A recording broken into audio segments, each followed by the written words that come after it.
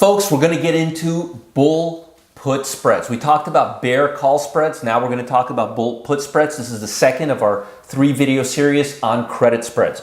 And I'm overglossing a lot of details. But the reason I'm overglossing all these details is because I want you guys to understand the big picture.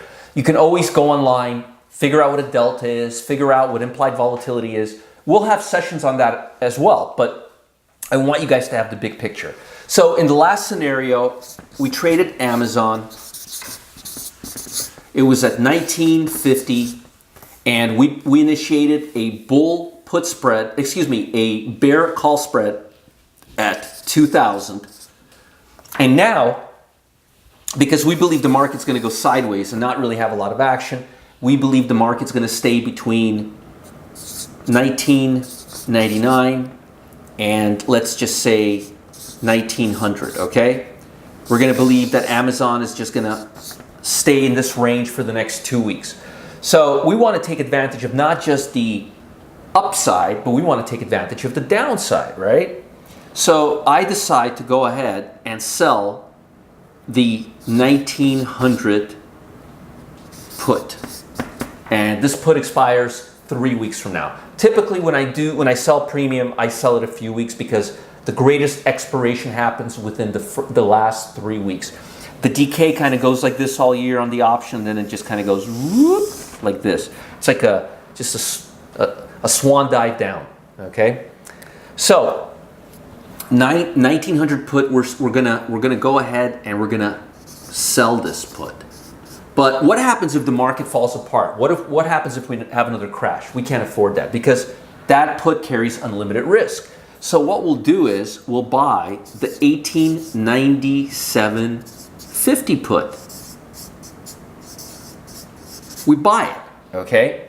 That way, if the market, if Amazon goes down to 1400, I mean, which is insanely low, that's a real good price for Amazon. But if it goes down to 1400, our risk is still $2.50. The risk on a credit spread, folks, is always the difference between the two strike prices minus the premium received. Remember that. The risk on a credit spread is the difference between this strike price and this strike price minus the premium received. So if we sell the 1900 put side, let's say we get $1 from it, okay? Credit. And let's say when we buy this one, we buy it for 50 cents. So $1 minus 50 is 50 cents. We took in 50 cents of premium. Our risk, as you recall, was $2.50 in the worst case scenario, but we get to keep the 50 cents, so our risk is $2. All right? Again, we initiated the spread because we believe that Amazon is going to move sideways. It's not really going to go up and it's really not going to go down. It's going to stay between 1999 and 1900.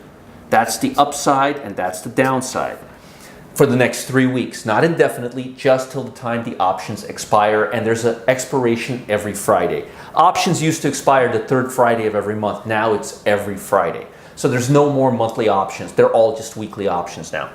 And if you're looking at Amazon, they'll all have really good liquidity. So again, your risk is the difference between the strike price you're selling and the strike price you're buying. That's your risk. Your premium is how much you put in your pocket, which is the difference between the spreads. So in this case, the 1900 was $1, the 1897.50 was 50 cents. We sold the one for $1, we bought the one for 50 cents, we put 50 cents in our pocket. And worst case scenario, our risk is $2.50 minus the 50 cents that we put in, because you never give up the premium, and your risk is always the difference between the two strike prices minus the premium.